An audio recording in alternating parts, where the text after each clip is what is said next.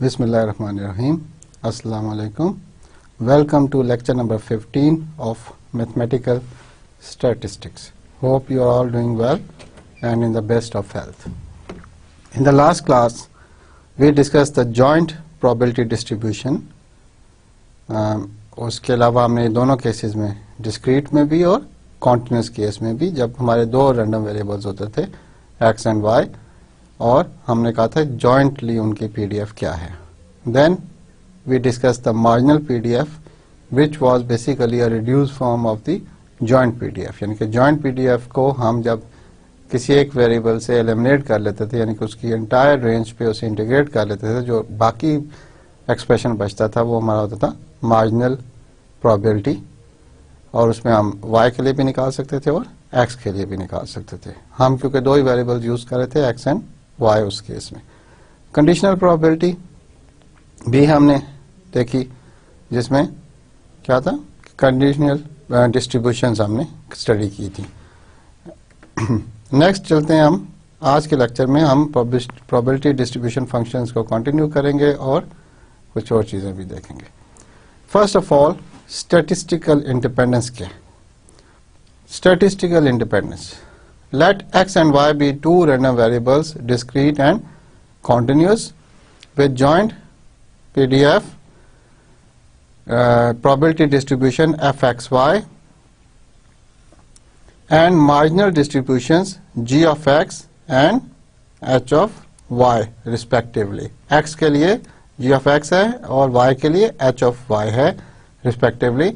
The random variable x and y are said to be statistically independent. तो हम क्या देखना चाह रहे हैं कि वो statistically independent है यानी कि एक का दूसरे पे कोई असर नहीं होता statistically.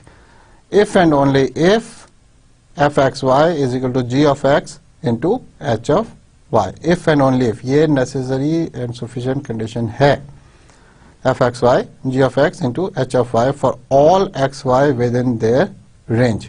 एक्स और वाई की जो भी रेंज है उसमें यह कंडीशन ट्रू होनी चाहिए. इसका हम प्रूफ देखते हैं हाउ टू डू इट, फिर हम इस पे बात करेंगे.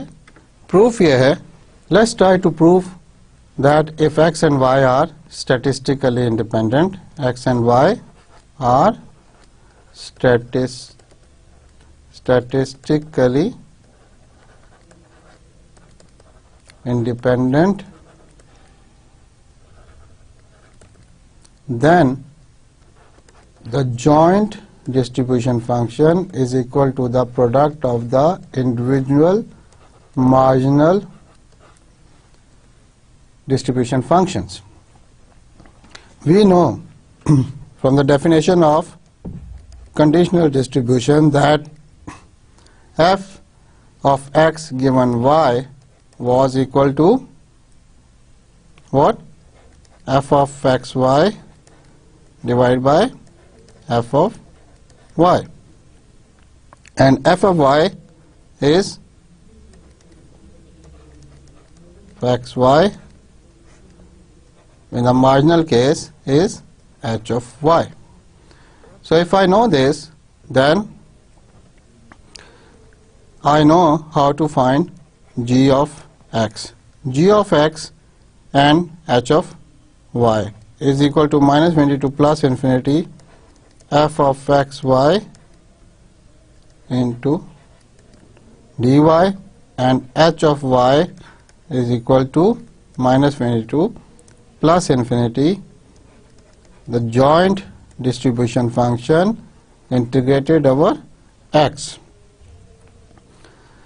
इस इक्वेशन में फर्स्ट g of x में अगर मैं ये चीज डाल दूं f of x की value which can be found from here, it was fxy is equal to f x given y into h of y.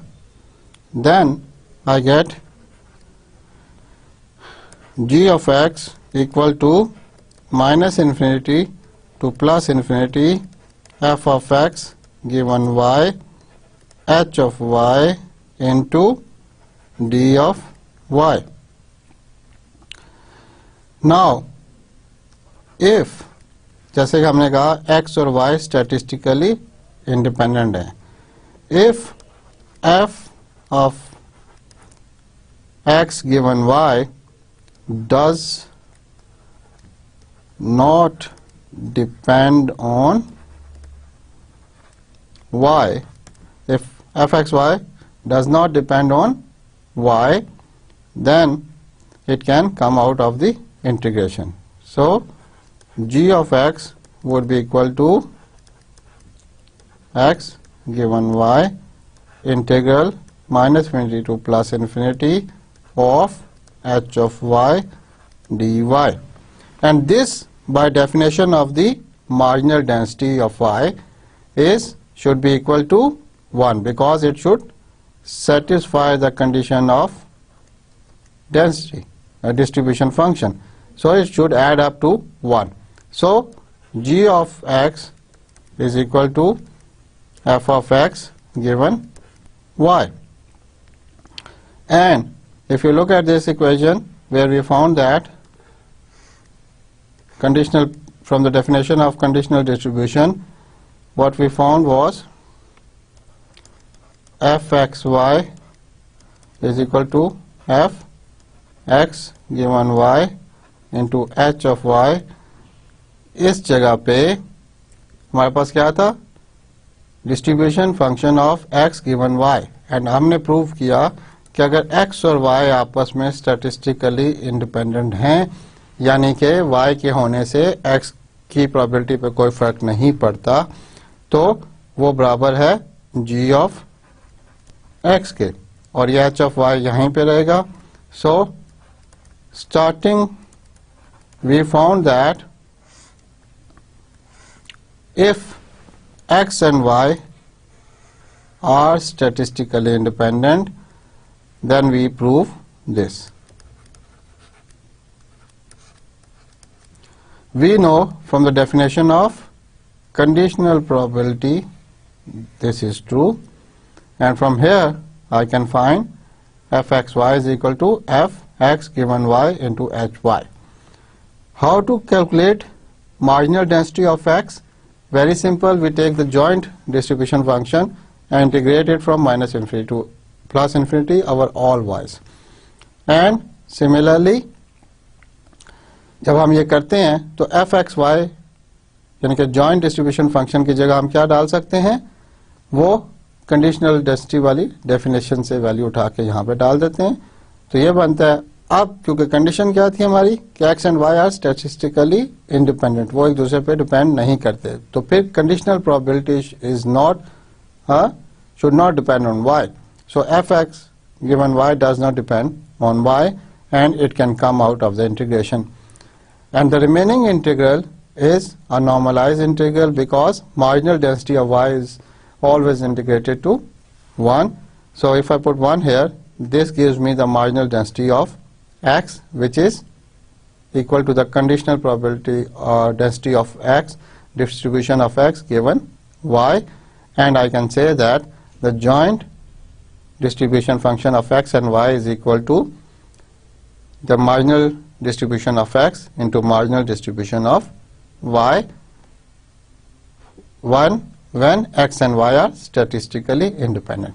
आप exactly यही proof आप कर सकते हैं for एच वाई भी यूज करके. आप स्टार्ट करें फ्रॉम एच वाई यानी कि मार्जिनल डेंसिटी ऑफ वाई से करें, तब भी आंसर आपका यही आएगा.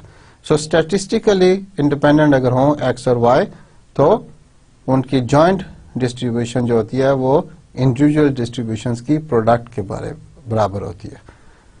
तो नेक्स्ट चलते हैं हम. हमारे पास एक फंक्शन गिवन है which is a joint density function.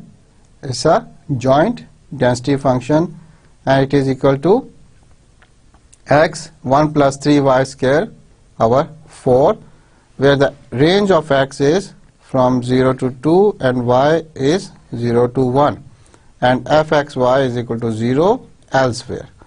If we know this, then recall g of x, h of y for joint density function. So if I can find the marginal density of x and marginal density of y and see if they are statistically independent or not. So if I write this first, जिस form में हमें याद है हम normally use करते हैं वो इस तरह से लिखते हैं इसको केसेस बना के it is x 1 plus 3y square over 4 where x goes from 0 to 2 and y goes from 0 to 1 and it is 0 elsewhere. Next, how to find g of x? अभी थोड़ी देर पहले हमने लिखा था it's minus infinity to plus infinity F X Y D Y. इस case में हमारा function जो है वो क्या है x 1 plus 3 y square over 4 और इंटीग्रेशन जो है माइनस इन्फिनिटी से प्लस इन्फिनिटी नहीं है क्योंकि y हमारा जाता है सिर्फ 0 से 1 तक. तो 0 से 1 इधर कर दिया और dy पे इंटीग्रेट किया.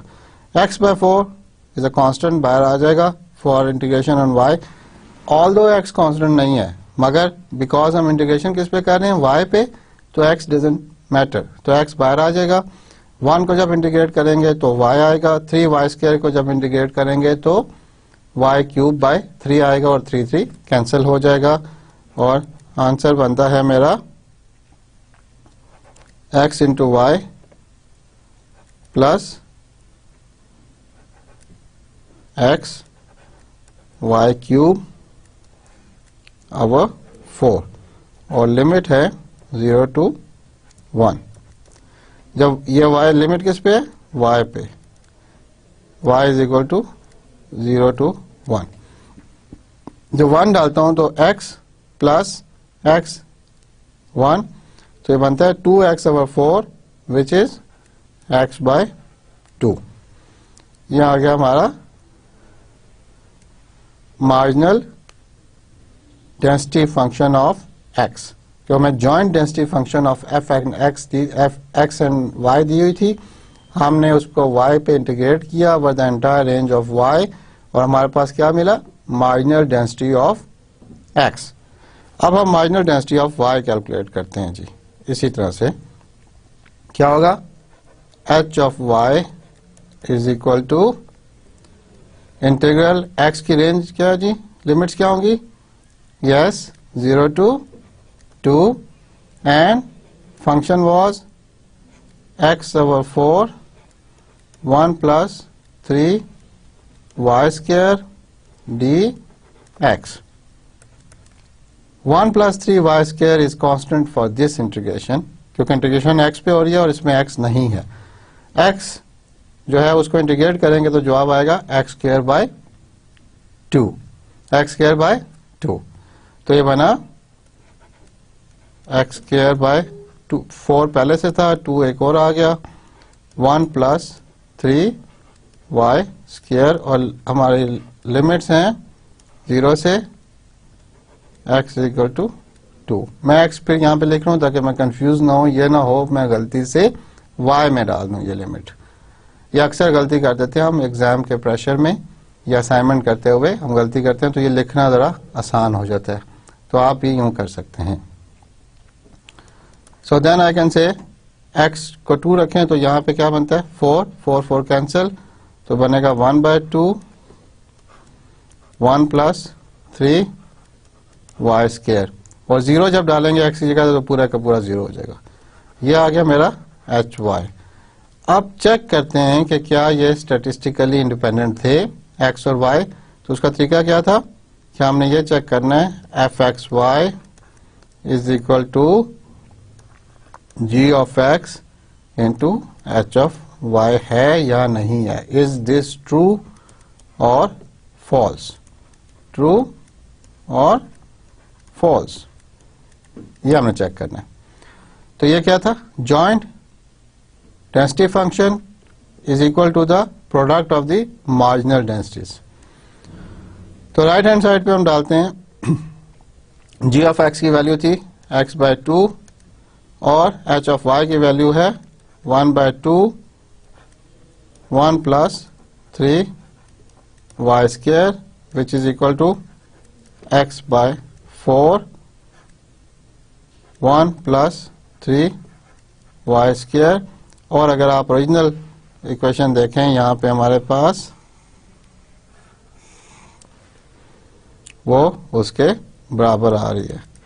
तो therefore I can say that x and y are independent. What? Statistically independent. X and y are statistically independent. इसको जरा रिविजिट करें पूरी एग्जांपल को कि हमारे पास एक जॉइंट डेंसिटी फंक्शन गिवन था, हमने उससे दो मार्जिनल डेंसिटीज कैलकुलेट की, g of x, marginal density of x and marginal density of y। फिर हमने उन मार्जिनल डेंसिटीज को आपस में मल्टीप्लाई किया तो हमारा जवाब जो है वो ओरिजिनल जॉइंट डेंसिटी के बराबर आ रहा है। तो देखने में अगर आप ओरिजिनल जॉइंट डेंसिटी को देखें तो आप नहीं कह सकते कि x y पे डिपेंड नहीं करता या करता है, मगर जब हमने ये उसको चेक किया तो हमने देखा कि ये दोनों स्टैटिस्टिकली इंडिपेंडेंट है, यानी कि इनकी joint density function is equal to the product of their marginal densities. Joint density function is equal to the product of their marginal densities. तो आई होप कि आपको ये बात समझ आ गई होगी। अब नेक्स्ट देखेंगे इस केस में क्या ये ट्रू है या नहीं है। We are given a joint density which is fxy is equal to 10xy² for x0 to y and y from x to 1।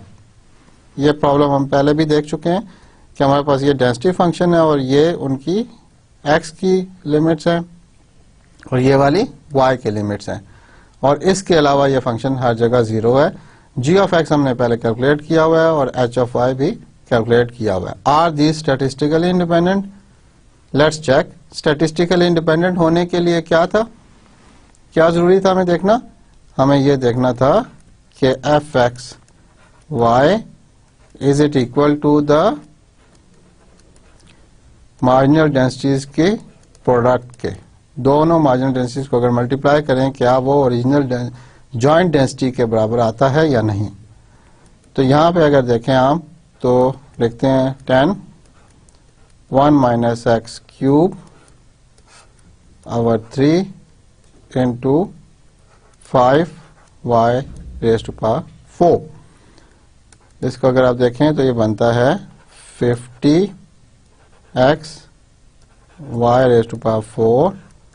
1 - x³ over 3।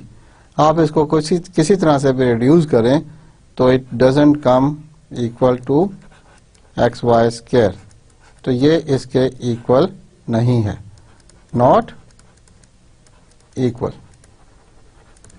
therefore x and y are not independent।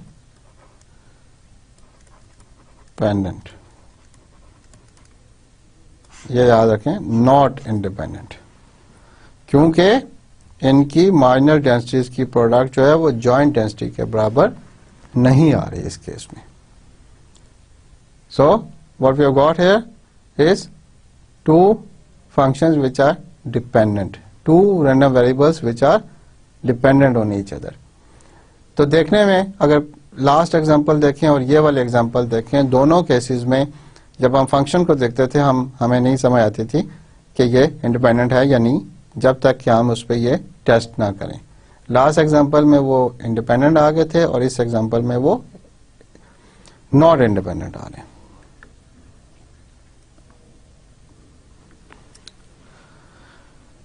ये example हमने की थी जिसमें क्या था, हमारे पास ball points पे एक बॉक्स में 3 एक कलर के, 2 एक कलर के और फिर 3 एक कलर के 8 बॉल पॉइंट्स थे, और हमने उसमें से 2 बॉल पॉइंट्स पिक करने थे और हमने देखना था कि x ब्लू है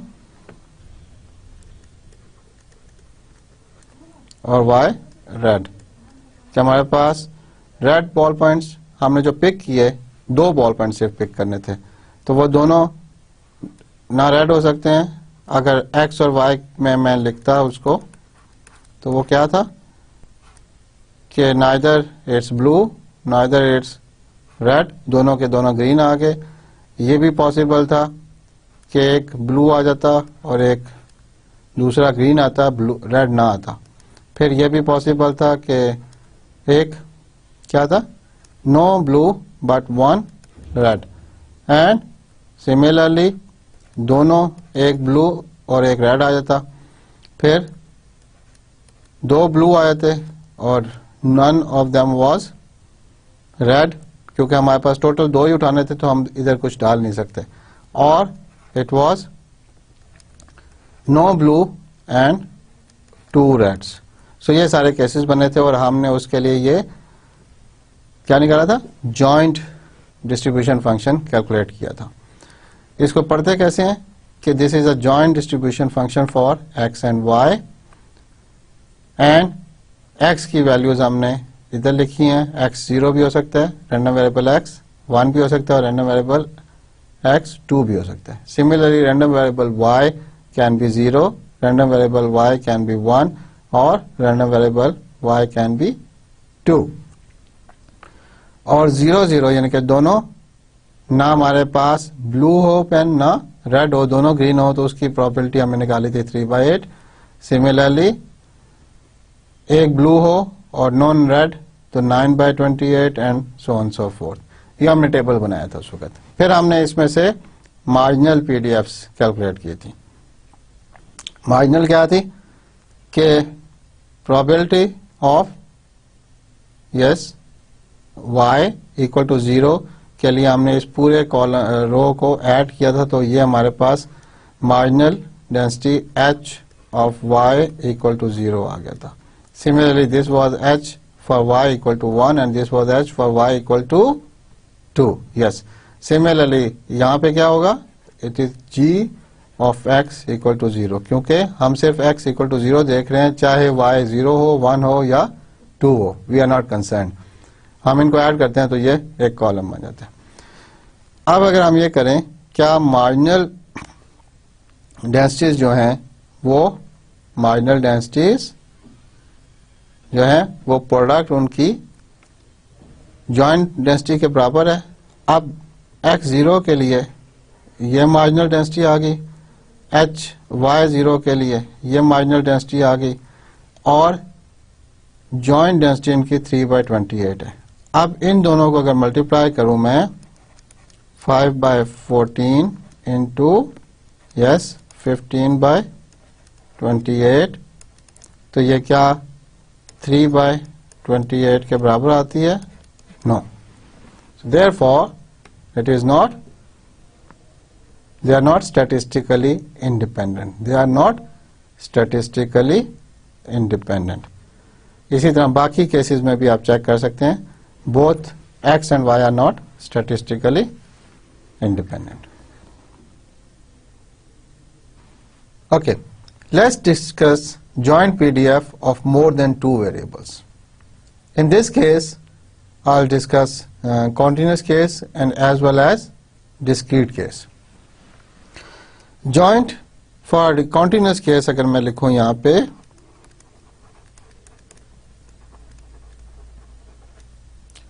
continuous random variable. Let's define random variables from x1, x2, x3 up till xn. We have many random variables और ये random variables किन problems में generate हो सकते हैं?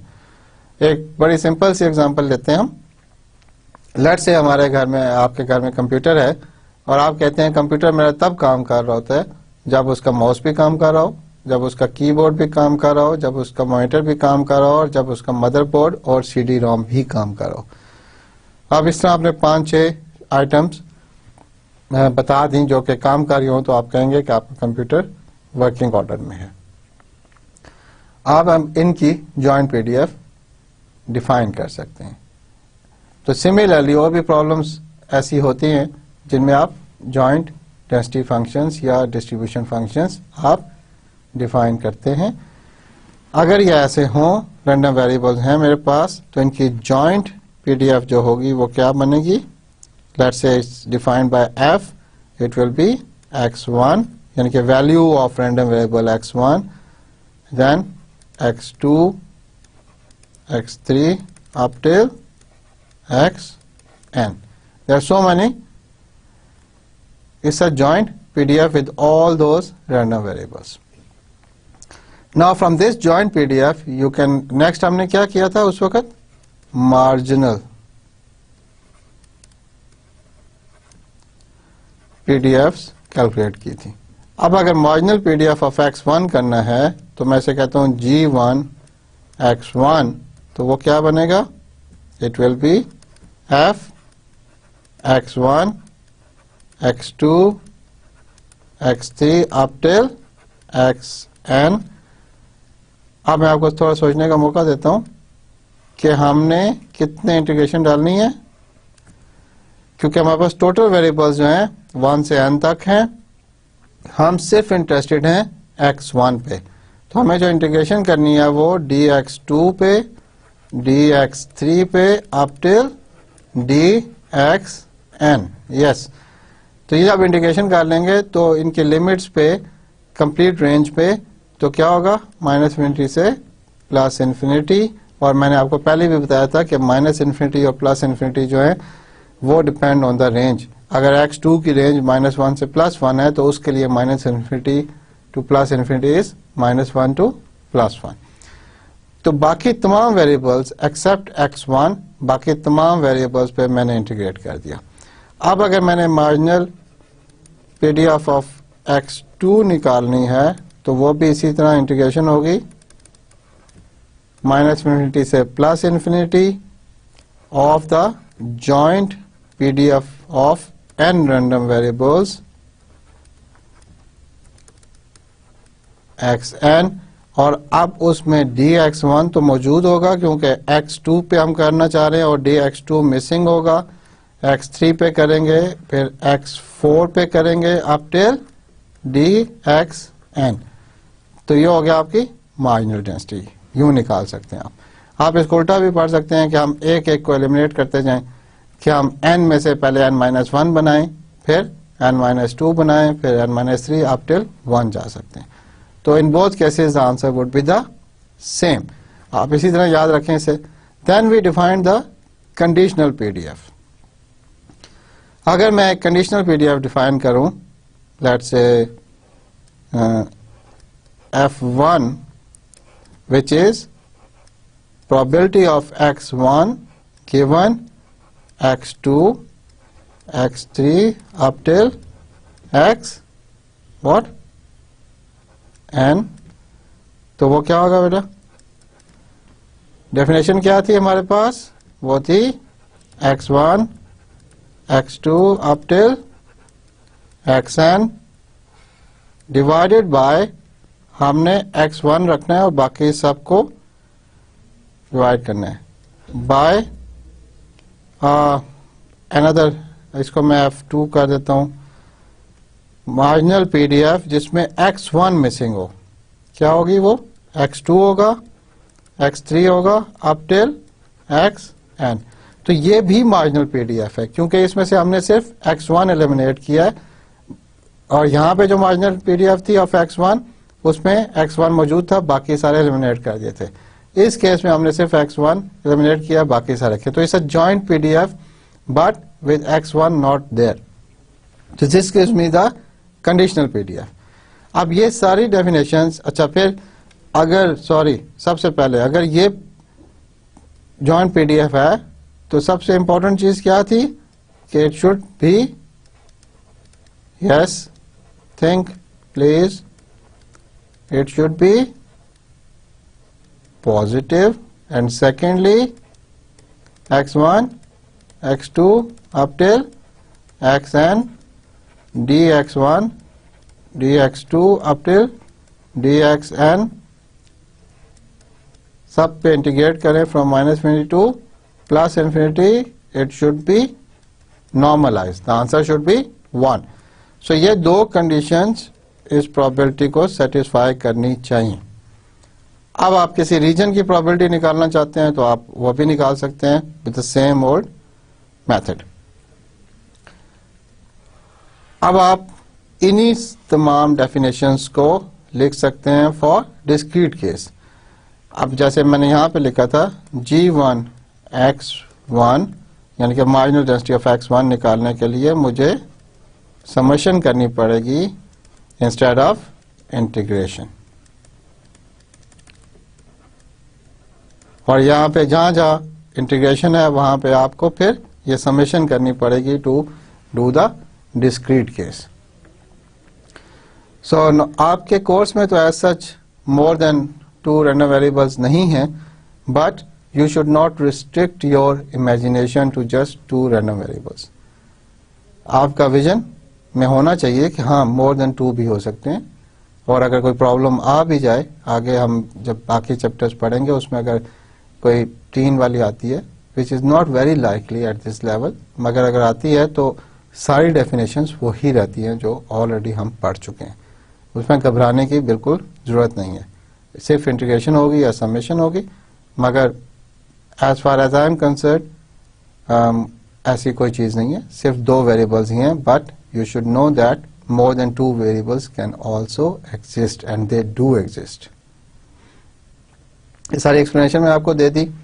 नेक्स्ट चलते हैं जी। अगर एक डिस्ट्रीब्यूशन है मेरे पास, what's the mean? Let x be a random variable with probability distribution f of x. The mean or expected value of x is given as mu expected value of x, mu expected value of x summation over x times fx, x time fx. इसमें कुछ चीजें हैं वो हम जरा अभी discuss कर लें क्यों बाद में, ताकि प्रॉब्लम ना हो। कुछ बुक्स ये जो है एक्सपेक्टेड वैल्यू ऑफ एक्स को यूं भी लिखती हैं, मीन वैल्यू भी लिखती हैं इस तरह से, कुछ इसको एम भी कह देती हैं मीन वैल्यू, तो इससे घबराने की जरूरत नहीं है। दूसरी बात ये कि अगर देखा जाए तो ये कोई गलत इतनी कोई नई डेफिनेशन नहीं है, ये हम पहले कर चुके हैं शुरू के लेक्चर्स में, पहले 2-4 लेक्चर्स में जब हम मीन वैल्यूज मीडियंस वगैरह कैलकुलेट कर रहे थे तो वो बड़ा आसान था। उसी को हम देखते हैं। लेट्स से मेरे पास कुछ नंबर्स हैं, उनको हम करते हैं 2 2 3 3 3 5 6। ये मेरे पास कुछ नंबर्स हैं, हम इनकी मीन वैल्यू निकालने की कोशिश करते हैं। तो मीन वैल्यू क्या होती है? Sum over divide by the total number. तो टोटल नंबर कितने हैं मेरे पास? 1 2 3 4 5 6 7 7 है, तो हम डिवाइड करेंगे 7 से किसको? 2 plus 2 plus 3 plus 3 plus 3 plus 5 plus 6। अब मैं यहाँ पे एक और काम कर सकता हूँ, 2 को 2 दफा जमा नहीं करता, मैं इसको 2 टाइम्स 2 कर देता हूँ। 3 को 3 दफा 3 है तो मैं 3 टाइम्स 3 कर देता हूँ। 5 एक दफा है और 6 भी एक दफा है, इसको 7 से डिवाइड करता हूँ। अब अगर मैं देखूँ ये 2 जो था ये 2 रेपिटेशन थी और ये 2 वैल्यू थी, ये 3 रेपिटेशन थी, ये 3 वैल्यू थी।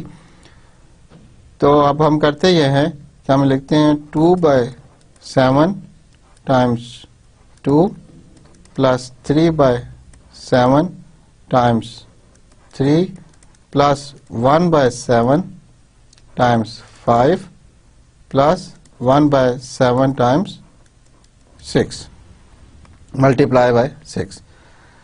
अब देखें टोटल अगर ये सैंपल स्पेस होती मेरी तो इसमें 7 एलिमेंट्स हैं, 2 दफा 2 आया है, तो this first thing is like f of 2, this thing is f of 3, density या probability of 3, this is probability of 5 and this is probability of 6। और probability of 2 को मैंने 2 से मल्टीप्लाई किया, प्लस प्रोबेबिलिटी ऑफ 3 को 3 से मल्टीप्लाई किया, plus probability of 5 को 5 से मल्टीप्लाई किया, और प्रोबेबिलिटी ऑफ 6 को 6 से मल्टीप्लाई किया। तो ये है मेरा मीन वैल्यू जो हम जानते हैं। अब आप इस इक्वेशन को अपने इस समेशन के साथ कंपेयर करें अगर, तो हम क्या करें, x इंटू कौन सा function, distribution function, x into distribution function. Distribution function क्या होता था, प्रोबेबिलिटी के बराबर होता था। अगर याद करें आप थोड़ा सा, तो हमने कहा था probability of random variable x is equal to f of x। तो दिस वाज द डेफिनेशन। यहां पे भी वही प्रोबेबिलिटीज हैं। सो वी कैन से के probability f of x into the value summed over all values, ये जो plus sign आ रहे हैं, gives me the mean value. So ये डेफिनेशन कोई डिफरेंट नहीं है। यहाँ पे फायदा ये है हमें कि हमें वो उस तरह से नंबर्स ऐड नहीं करने पड़ रहे, कितनी दफा आ रहे हैं, हमारे पास डिस्ट्रीब्यूशन है, हम उससे यूज करें। एग्जैक्टली इसी का काउंटर पार्ट एग्जिस्ट करता है for the what, continuous case. ये तो हो गया डिस्क्रीट केस के लिए। फॉर कॉन्टिन्यूस क्या होगा, x times density function integrated over x for all values from minus infinity to plus infinity and we get the mean value. So ये definitions अब आपको समझ आ जानी चाहिए, इसमें कोई ऐसी ambiguity नहीं है। ये काम आप पहले भी करते रहें, थोड़ी सी प्रैक्टिस होगी, हम कुछ एग्जांपल्स करेंगे तो ये और भी बेहतर हो जाएगी, अंडरस्टैंडिंग इसकी और भी बेहतर हो जाएगी। तो मीन वैल्यू को अब हम एक्सपेक्टेड वैल्यू भी कहते हैं, मीन वैल्यू भी कहते हैं, और उसको लिखने के कौन कौन से तरीके हमारे पास मौजूद है। एक्सपेक्टेड वैल्यू एक्स भी लिखते हैं कुछ बुक्स में, कुछ में x के ऊपर एक लाइन डाल देते हैं, बार डाल देते हैं, which means that it's the mean value of x, और कुछ में m भी लिखते हैं। तो घबराने की इसमें कोई जरूरत नहीं है। नेक्स्ट जी, a lot containing 7 components is sampled by a quality inspector. The lot contains 4 good components and 3 defective components. A sample of 3 is taken by the inspector. Find the expected value of the number of good components. Expected value of the number of good components. So total हमारे पास 7 components हैं। मैं लिखूं तो components in total are equal to 7, in which good ones are equal to 4 and defective ones are equal to 3. Sample जो है is picked up of 3 components, is taken by the inspector. Find the expected value of the number of good components in the sample. So the inspector picks up 3 at random, 3 components at random, and what's the expected value के इसमें good ones कितने होंगे. So if I write the density function, distribution function of x, let x be the random variable of good ones. So out of 4 he can have x good ones, he can choose x good ones. उसे randomly 3 उठाए, total हमारे पास 4 थे, उसमें से x जो हैं वो कितने हो सकते हैं अगर x रैंडम है, और 3 में से अगर x गुड वंस हैं तो बाकी के बैड वंस होंगे, तो वो भी चूज कर लिया हमने। टोटल नंबर ऑफ हमारे पास जो कंपोनेंट्स थे वो 7 थे, और हमने चूज कितने करने हैं, 3। So these are the ways. First one is 4 में से x कंपोनेंट्स, यानी कि एक वेयर x, अगर अब मैं यहाँ पे लिखूं तो x कितने हो सकते हैं टोटल, 0 गुड वंस हो सकते हैं, 1 गुड वंस हो सकते हैं, 2 गुड वंस हो सकते हैं, और 3 गुड वंस हो सकते हैं, बिकॉज टोटल जो कंपोनेंट्स हमने उठाए वो 3 उठाए। अगर थोड़ी सी और एक्सप्लेनेशन देखी जाए तो he can pick up good good good good, defective good and so on so forth. So जब उसने पिक किए 7 में से, तो क्योंकि गुड वंस 4 थे, उसमें से x उसने गुड वंस पिक किए, कितने कॉम्बिनेशंस बनते हैं, और टोटल 3 हमारे पास थे। 3 में से बाकी जो होंगे फिर बैड वंस होंगे, और बैड वंस हमारे पास थे सिर्फ 3, यानी कि डिफेक्टिव हमारे पास 3 थे, और 3 में से कितने बैड वंस आए। तो इन दोनों के जब प्रोडक्ट करते हैं by which law, multiplication rule, तो वो करते हैं, तो हमारे पास total combination of the 3 samples, जिसमें से गुड वंस भी होंगे और कुछ बैड वंस भी होंगे, वो बनते हैं। और टोटल कॉम्बिनेशन हमारे पास आउट ऑफ 7 जो बनते हैं वो 3, 7 चूज 3 बनते हैं, और where x can be this thing. Now if I try to find the expected value of f 0, that means none of them is a good one, so it will be 4 0 3, x 0 है तो 3/3 आ जाए, 3 choose 3 आ जाएगा, और 7 choose 3 तो total samples हो गए। तो ये बनता है आपका 1/35। फिर f1 जब आप कैलकुलेट करेंगे तो x को 1 रखेंगे तो वो बनेगा 12/35। फिर f2 जब करते हैं हम तो वो बनता है 18/35, एंड f3 जब करते हैं यानी कि x इज इक्वल टू 3 जब डालते हैं इसी फार्मूला में तो वो बनता है 4/35। Now to find the expected value of x, random variable x, we do a random variable 0 times f of 0, random variable 1 times f of 1, random variable की value 2 into f of 2, random variable की value 3 into F of 3। सो इसको अगर solve करते हैं पूरे को तो क्या बनता है 0 times 1/35 plus 1 times 12/35 plus 2 times 18/35 plus 3 times 4/35। इसको जब आप कैलकुलेटर पे सॉल्व करेंगे तो आंसर आता है 12/7 विच इज 1.7 कंपोनेंट्स। अब यह आंसर पे जरा गौर कीजिएगा कि expected value is 1.7, expected value of x is 1.7।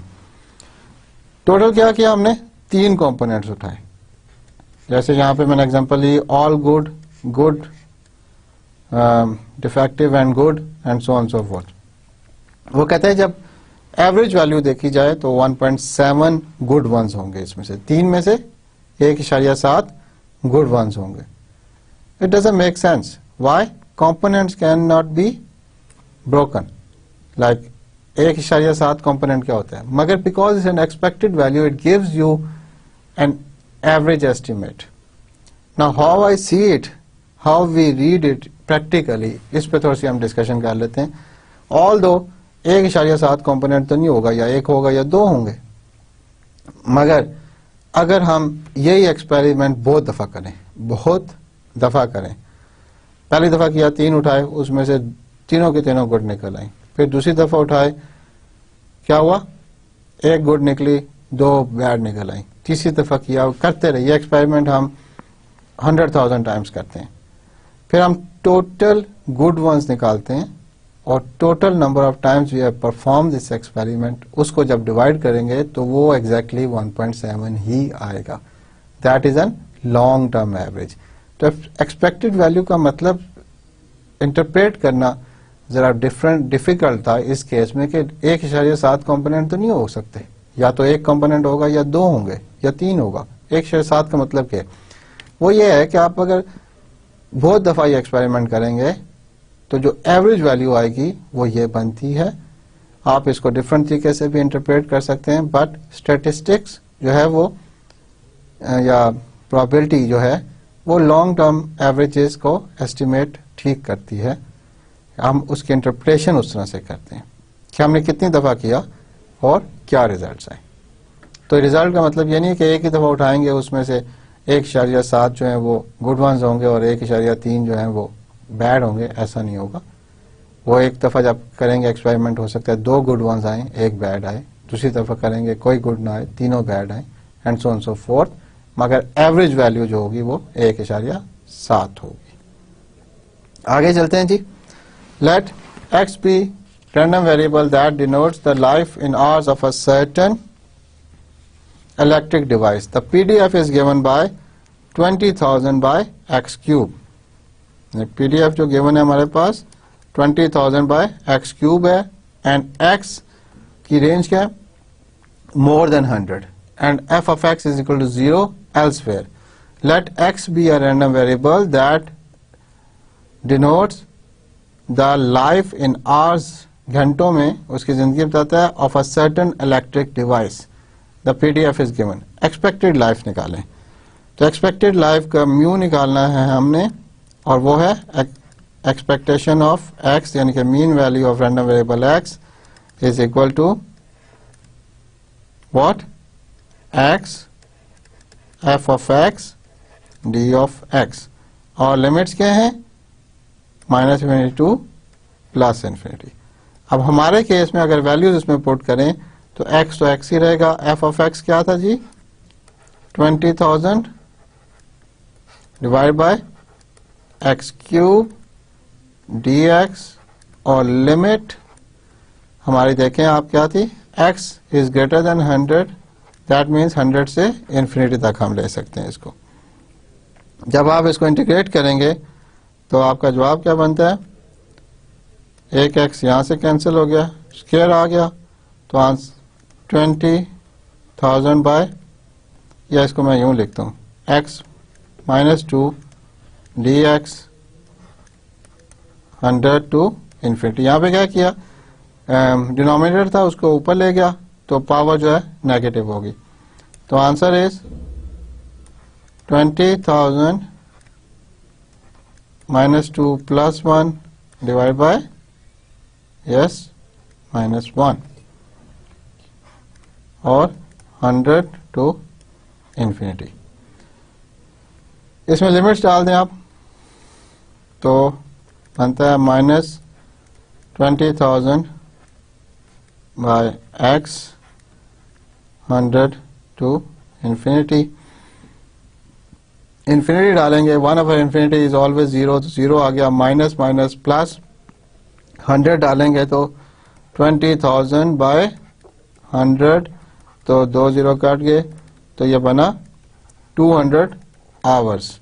यहाँ पे देख लें हमने जवाब किस में निकाला है? Hours, in certain hours. Expected life इसकी क्या है इस कंपोनेंट की? 200 घंटे, यानी कि ये कंपोनेंट 200 घंटे तक काम कर सकता है। नेक्स्ट चलते हैं जी, variance. Let x be a random variable with probability distribution f of x and mean mu. The variance of x is given as, ये by definition variance given है आपके पास, वो क्या है? sigma square is equal to expectation of x minus mu. X is a random variable, mu is the mean value or expected value of x, whole square, and the formula is x minus mu whole square into f of x summation over all x. अगर आप थोड़ा सा background पे जाएं तो expected value of जो x थी वो क्या थी? Summation x f of x। यहाँ पे एक्सपेक्टेड वैल्यू इस x minus mu whole square की है, तो यहाँ पे जहाँ पे x था वहाँ पे क्या आ जाएगा? x minus mu whole square into F of X. Exactly वही डेफिनेशन है, सिर्फ ये है कि अब हम पहले रैंडम वेरिएबल से उसका मीन माइनस करते हैं और फिर होल स्क्वायर लेते हैं and multiply by the density function. अगर ये डिस्क्रीट केस हो, for the continuous case the definition remains the same of expectation. So expected value of x minus mu whole square क्या होगा, x minus mu whole square multiplied by f of x integrated over d of x from minus infinity to plus infinity is if x is continuous. ये दो definition आ गए हमारे पास, एक discrete case के भी और कॉन्टिन्यूस केस के भी. Positive square root of variance is called standard deviation. इसका स्क्वायर रूट जो होता है वेरिएंस का, उसको हम कहते हैं स्टैंडर्ड डेविएशन, प्लस वाला, नॉट द -1, उसको कहते हैं स्टैंडर्ड डेविएशन. नेक्स्ट इसको देखें, एग्जांपल करते हैं. Let the random variable x represent the number of automobiles that are used for official business purpose on any given working day. The probability distribution for a company A is this thing. एक table दिया हुआ है company A के लिए, and for company B is this variance of A and B. Variance निकालने का formula अगर मैं दोबारा यहाँ पे लिखूं आपके लिए, इस जगह पे लिख लेते हैं. वेरिएंस कैसे निकालते थे हम? It was expected value of x minus mean value whole square का एक्सपेक्टेड वैल्यू निकालना था, और it was equal to x minus mu whole square f of x. अब x माइनस मीन, सबसे पहले हमें क्या चाहिए? We need mu. तो इसमें से पहले हमने म्यू निकालना है, और म्यू निकालने का जो फॉर्मूला था वो क्या था? Expected value of x, and that's definition was x into f of x. तो मैं सिर्फ वैल्यूज लिख देता हूं, कैलकुलेशंस आप कर लीजिएगा. Mu is equal to,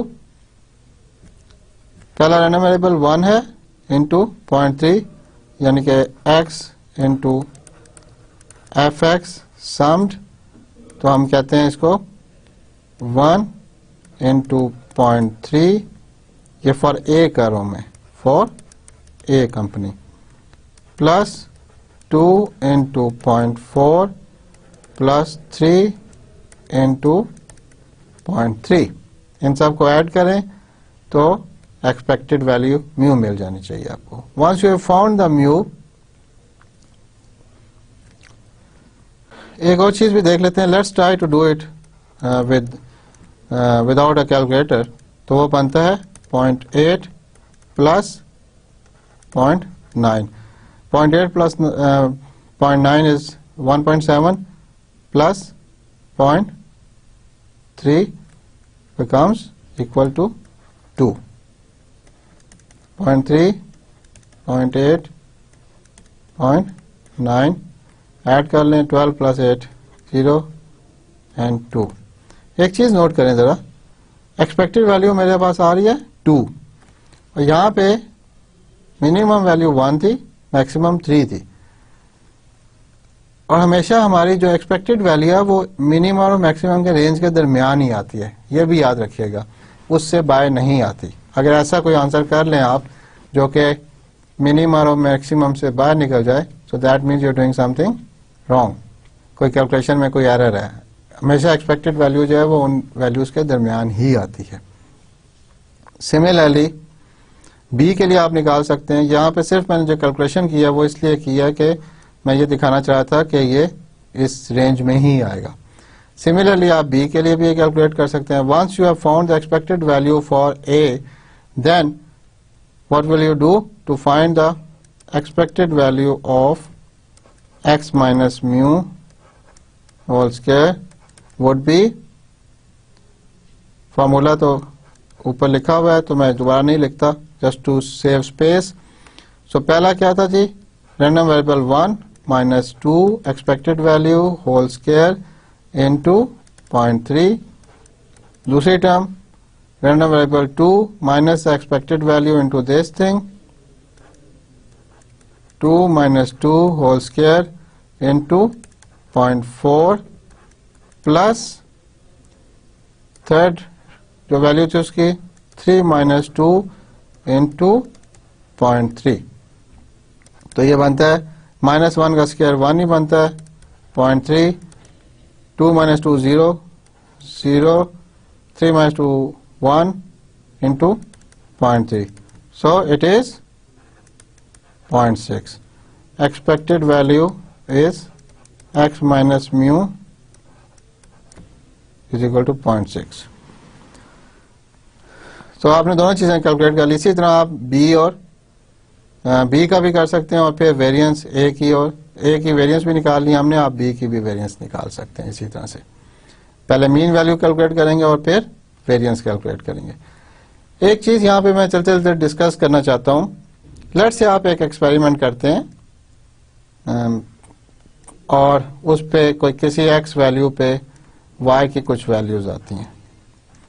it's nothing to do with statistics. अभी सिर्फ एक फिजिक्स का एक्सपेरिमेंट कर रहे हैं। आप वैल्यू लेते हैं तो आप मुख्तलिफ वैल्यूज पे, एक्स की वैल्यूज पे आप वाई की वैल्यू कंसिडर करते हैं। एक दफ़ा आप एक्सपेरिमेंट करते हैं तो वैल्यूज कुछ आपके पास यूं आती हैं।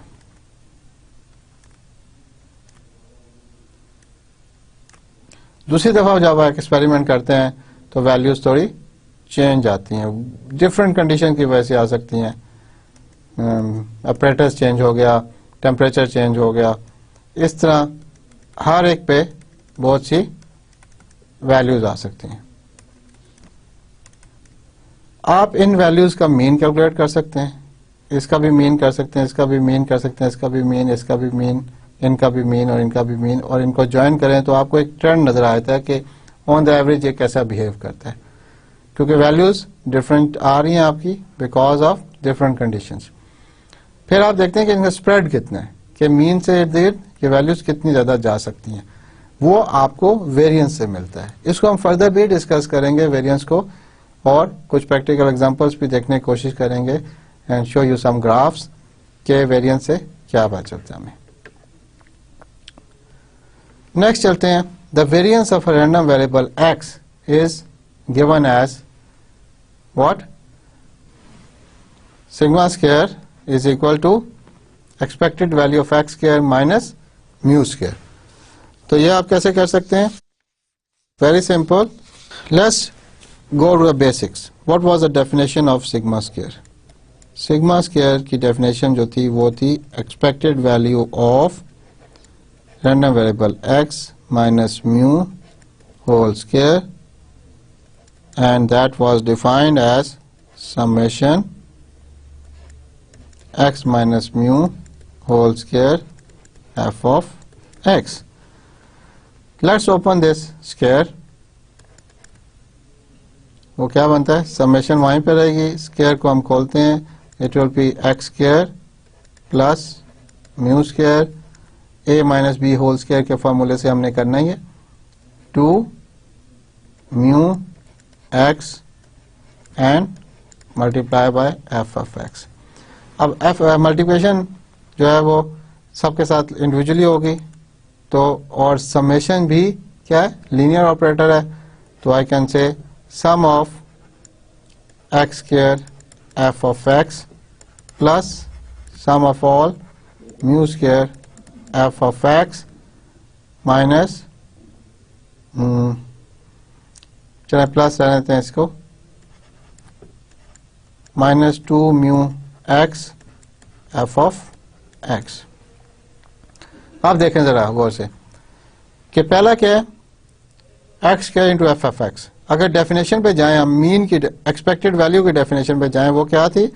Expected value of x was equal to sum x into F of x. So इसको देखते हुए मैं क्या इसको लिख सकता हूं? Yes you right, as x square. Second में जाएं तो mu square is a constant, is a mean value, it's not changing for any x, so it can come out of the summation and you get this plus minus 2 mu। तो इसको मैं plus नहीं करता, मैं minus 2 mu बाहर ले आता हूं, because again they are constants and I got f of x. तो ये तो रहेगा f of expected value of x square, mu square बचा, summation of our all values of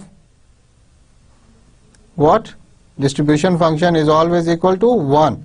Remember that the condition of probability that this summation should always be equal to 1. So we are left with mu square and minus, sorry ये minus sign था, यहाँ पे मेरे पास 2 mu, ये वाली value मैं इधर लेके आ रहा हूँ, और x f ऑफ x क्या बनता है, ये डेफिनेशन है मेरी एक्सपेक्टेड वैल्यू ऑफ x की which was equal to mu. तो इसको भी मैं म्यू लिखूं तो बनता क्या है, expected value of x square plus एक पॉजिटिव म्यू स्क्वायर है और माइनस 2 म्यू स्क्वायर, क्योंकि ये दोनों के, चले मैं इसको लिख लेता हूँ एक दफा और, minus 2 mu square. So it is equal to expected value of x square minus mu square, hence proved. So ये ओरिजिनल जो है हमने प्रूव कर दिया. Very simple but you should practice. मैं जो जो कैलकुलेशंस मैं यहाँ पे कर रहा हूँ मैं एक्सपेक्ट करता हूँ अपने स्टूडेंट्स से कि वो अपने हाथ से एक दफ़ा खुद करेंगे, मुझे देखे बगैर खुद से करेंगे. उससे यह है कि आपका कॉन्फिडेंस भी बहाल होगा कि that you can do it yourself. And it's very important, वहाँ पे जब आप लिख रहे होते हैं, जब कोई कर रहा होता है, मैथ्स की एक खूबसूरती है, जब कोई कर रहा हो तो बहुत आसान लगता है. जब आप खुद कर रहे होते हैं तो फिर छोटी छोटी डिटेल्स भी सामने आती हैं और वो आपकी लर्निंग के लिए बहुत ज़रूरी हैं. तो जो जो प्रूफ्स और जो जो कैलकुलेशंस मैं कर रहा हूँ आपने वो एक दफ़ा खुद भी रिपीट करनी है, और जहाँ पे कोई एरर हो आपने उसको देखना भी है. And that's very good for learning, and I expect you to do that, please. So that brings me to the end of this lecture today. What we studied today was statistical independence. हमने देखा for discrete case as well as continuous case. Discrete case में भी यह था कि अगर joint PDF, joint distribution function अगर marginal distribution के प्रोडक्ट के बराबर हो जाए तो हम कहते हैं कि ये दोनों स्टैटिस्टिकली इंडिपेंडेंट हैं. फिर हमने मीन वैल्यू और यानी कि एक्सपेक्टेड वैल्यू और वेरिएंस को भी देखा, उसको स्टडी किया. अब फर्दर हम लेक्चर्स में इनकी कुछ एग्जांपल्स और प्रॉब्लम्स भी करेंगे और फर्दर टॉपिक्स भी कवर करेंगे. References are the same, probability and statistics for engineers and scientist by Walpole, and some of the material, not much, was from Chomsky series. मगर मैं आपसे ये एक्सपेक्ट करता हूँ कि ये बुक जो है आप सीक्वेंस में लेक्चर्स के साथ साथ रीड भी करें. जो इसके सारे टॉपिक्स हैं उनको रीड करें, लेक्चर सुने, पहले लेक्चर सुने फिर रीड करें और सारी एग्जांपल्स भी सॉल्व करें. अपना ख्याल रखिएगा. Thank you very much and Allah हाफिज़.